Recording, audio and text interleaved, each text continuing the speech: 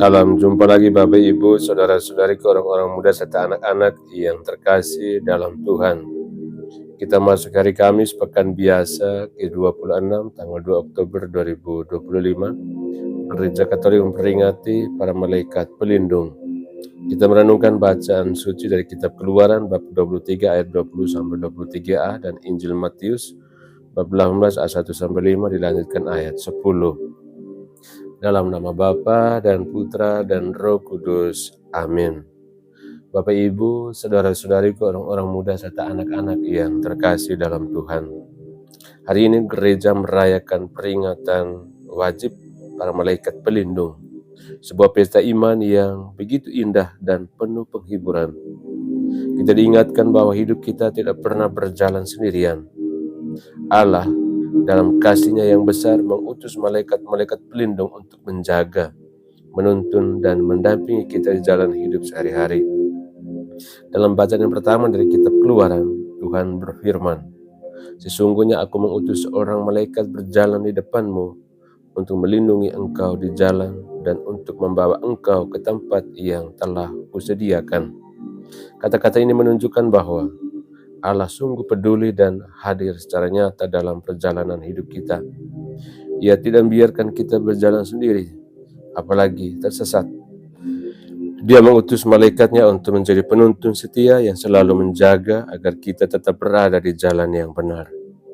Sementara itu, dalam Injil, Tuhan Yesus menegaskan, "Ingatlah, jangan menganggap rendah seorang pun dari antara anak-anak kecil ini, karena aku berkata kepadamu, malaikat mereka di surga senantiasa memandang wajah Bapakku yang di surga."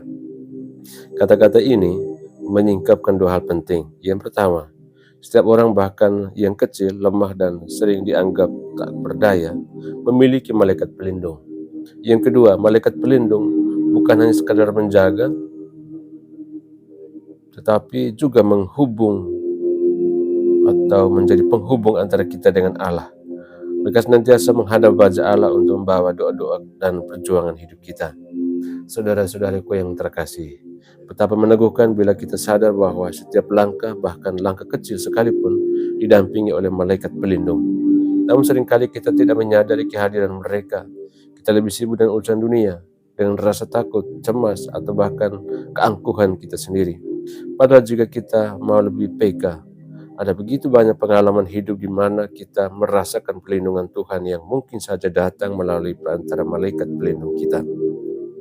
Malaikat pelindung mengingatkan kita untuk hidup seperti anak kecil di hadapan Allah, yaitu selalu sederhana, rendah hati, penuh percaya, dan apa adanya.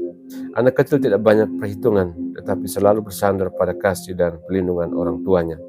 Demikian pula kita dipanggil untuk menyerahkan diri sepenuhnya pada Allah yang mengutus malaikatnya menjaga kita.